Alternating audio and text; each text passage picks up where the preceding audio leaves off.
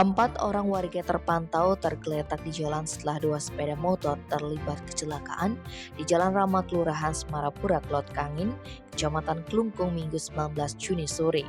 Informasi yang didapat, kecelakaan itu terjadi dekat SPBU Jalan Rama. Dua kendaraan jenis Matic yang diduga terlibat kecelakaan tampak rusak parah. Sementara di jalanan terlihat darah berceceran, diduga milik korban. Belum jelas bagaimana kronologi kecelakaan itu terjadi. Pihak polisi yang di Klungkung belum dapat dimintai keterangan soal peristiwa tersebut. Personel dari unit Laka Satlantas Polres Klungkung hingga pukul 19.30 masih melakukan olah TKP dan menggali informasi dari saksi-saksi.